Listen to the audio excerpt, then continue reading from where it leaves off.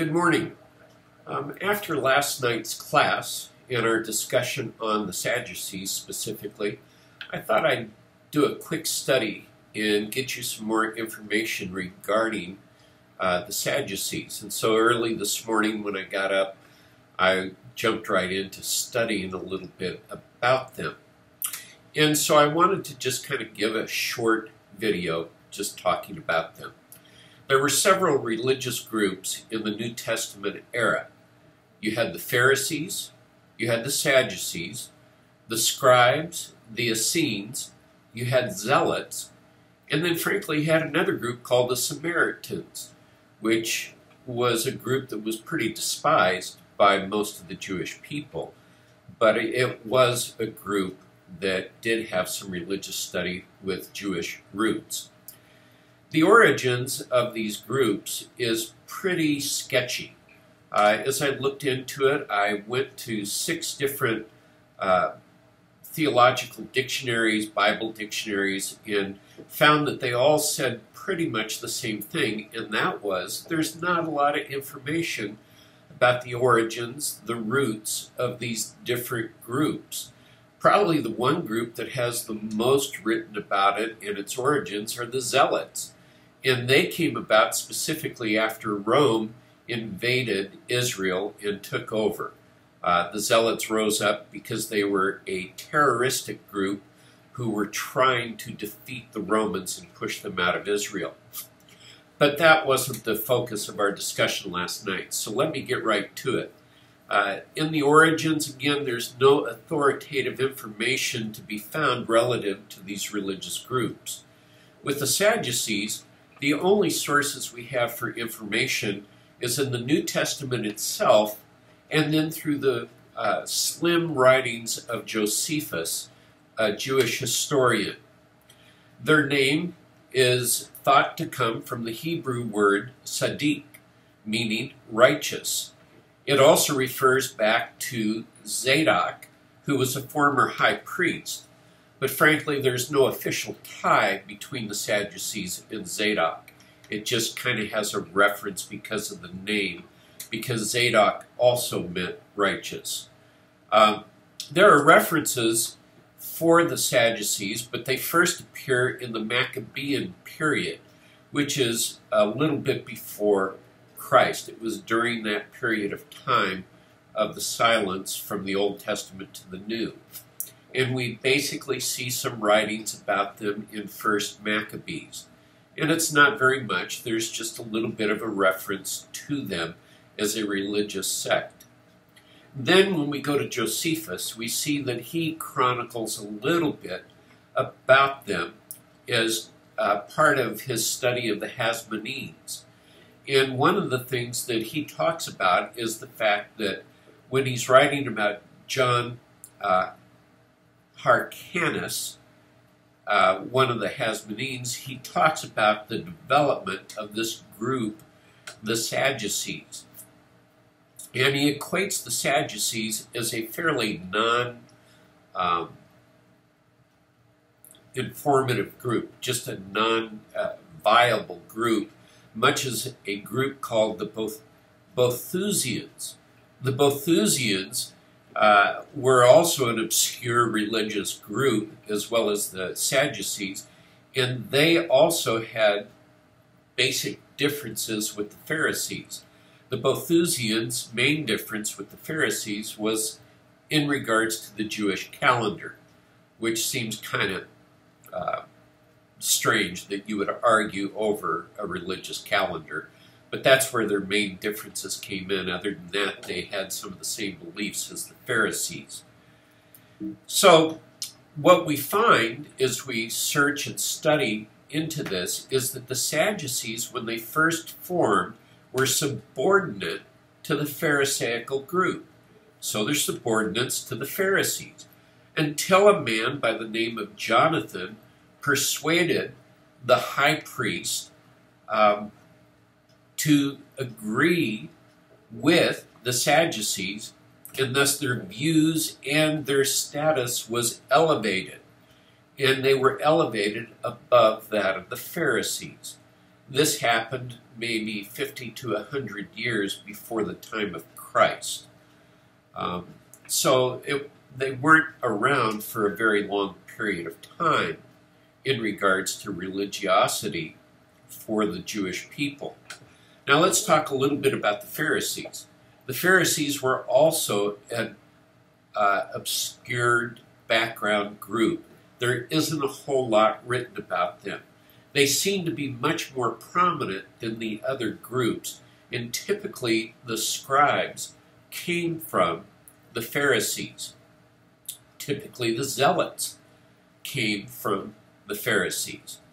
It seems a little strange to believe this, but in the writings, the Sadducees are considered the conservative religious party, and the Pharisees were considered a more liberal religious party. They appear to have come about 300 years before Jesus Christ, and they appear that most of their influence happened to be in Jerusalem. They weren't very involved outside of Jerusalem. And surprisingly enough, they weren't very involved in the synagogue life. That seemed to be left more to the local rabbis, the local priests, and some of the Sadducees. But what they were was a group that studied the law and studied the Old Testament, both Moses' law and all of the prophets. They also ran most of the religious training schools, so they were the ones that students who wanted to go beyond the normal education of a Jewish child would go to their schools. So we see, as we did last night, that Gamaliel was actually a Pharisee, and he was a teacher of the law. Again, this was a group that appeared to be self-serving, and they raised themselves up to a position of power through studying the law and being politically astute. So that's a basic background of those two groups. Now let's go back to the Sadducees for a minute and talk about their beliefs. The Sadducees' beliefs, as categorized by Josephus, he gave us a basic difference between the Sadducees, the Pharisees, and the Essenes. The Sadducees denied any divine action in the present world. In other words, they didn't feel that God had a hand in the things that were going on in the present world. They also believed in the freedom of the human spirit to make its own choices. They called it a freedom of humanity. And so that was a free will teaching, but it was one that said they were on their own. They weren't really being controlled or influenced or had any contact with spiritual beings. They did not believe in angels. They did not believe in spiritual, in spirits, such as angels. They did believe in God, but they did not believe in angels, which is odd because they very greatly believed in Beelzebub, and they actually accused Jesus at one time of being influenced by Beelzebub. But they didn't believe in angels per se. They also believed, and this is one that Anne asked a question about a couple of weeks ago in our study, but they also believed that the soul perished with the body. So at the time of death, not only did your body cease to be, but your soul also perished. And if you want to go along with that, they believed that there wasn't an afterlife. So that kind of went in with that. And so you have to ask the question, what hope did they have? And there wasn't much. Now, they only believed in also following the teachings of Moses, and thus they only believed in the Torah, the first 5 books of the law. They did not study the prophets, except for Moses. The Pharisees, though, studied all of the Old Testament, both Moses' teaching and the prophets.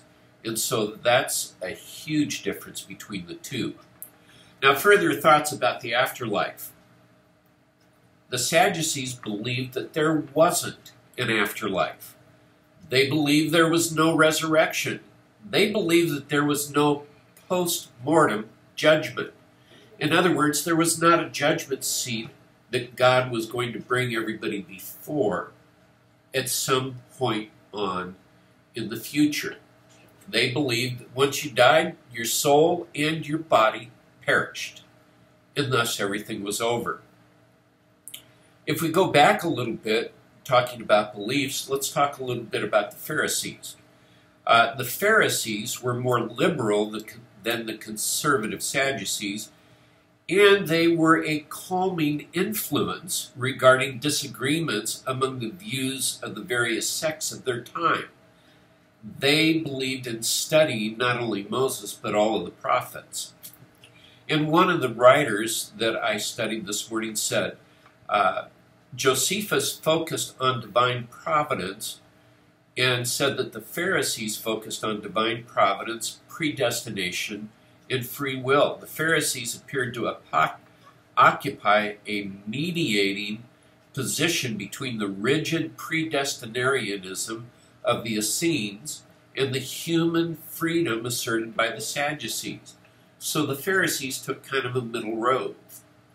So this is a small window into the practices of these two main groups. Let it be known that the Pharisees at one point in time were the major religious party ruling in Jerusalem, and that the Sadducees had been subordinate to them. But at a time, that man by the name of Jonathan rose up and made the high priest in the day that he was believe that the Sadducees had the better religious understanding, and they elevated the Sadducees, and basically they became equal to Pharisees. But over a period of 50 to 100 years in Jerusalem, they started to fill the Sanhedrin with mostly Sadducees. And as we talked about, the Sadducees made up 2/3 of the Sanhedrin. One last little bit is just to remember that we talked about Gamaliel last night, and Gamaliel was a Pharisee. He was a teacher of the law, and it just adds another light onto him as being the mediator between the disciples and the Sanhedrin, which was mostly Sadducees, because he was doing the act of what the Pharisees were known for, mediating between two obscure religious leadership teams. And so that kind of adds a new light even to what Gamaliel was doing. Well, that kind of does it for this short, brief study into Sadducees, Pharisees. I didn't really go in much to the Essenes or into the Zealots, but just know that most of what we come across in the New Testament are the Pharisees and the Sadducees. So I thought I would give you that and hope that that helps you in understanding our study a little more. Thanks. God bless. Talk to you later.